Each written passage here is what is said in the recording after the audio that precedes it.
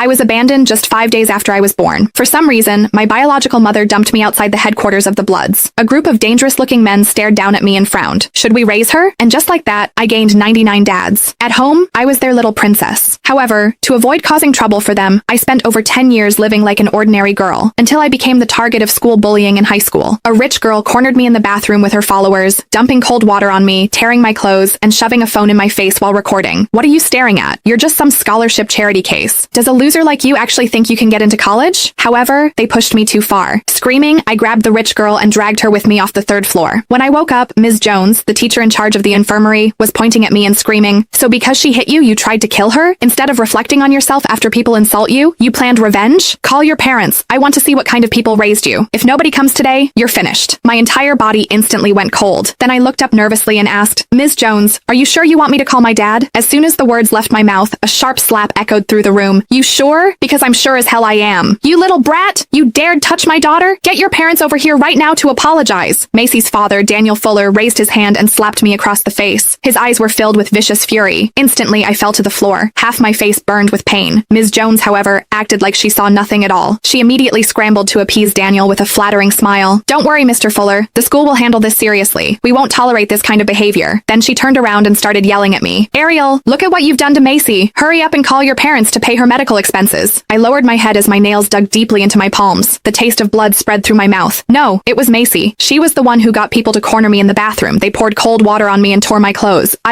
However, before I could finish speaking, Macy weakly started crying on the hospital bed. "Dad, she's lying. I was just passing by when Ariel suddenly went crazy and pushed me down the stairs. She's just jealous that our family is rich. She's hated me for a long time because she's poor. That's clearly—" I immediately tried to argue. Ms. Jones didn't give me any chance to speak, though. "Be quiet, Ariel. The facts are already clear. You deliberately injured another student." She dragged me straight out of the medical room. Then she roughly pulled out my phone and smacked it against my face. "I don't want to hear your excuses. Call your parents right now. Tell them to get over here and pay." At once, all kinds of teachers and students in the hallway turned to look at me, their eyes filled with curiosity and gloating. However, as I held the cold phone and looked at the crowded contact list, I still didn't dare make the call. After all, I had 99 dads. Dad number 1 was a mob boss. Dad number 3 smuggled weapons. Dad number 15 ran illegal loan operations. And dad number 78 owned underground casinos. Even though they always loved giving me black cards, patting my head and saying, "Ariel, behave. But if something happens, you call us immediately. Whoever dares touch even one finger of yours, I'll make their whole family disappear from this earth." That's right. Whoever dares make you suffer, I'll chop them apart myself. However, every single one of them was South City's most wanted criminal. A shiver instantly ran through my whole body. I recalled how they were always leaving early and coming home late, their bodies covered in bloody knife scars, shouting about running into cops again today. Thinking of how the news constantly showed criminals being arrested and thrown into prison,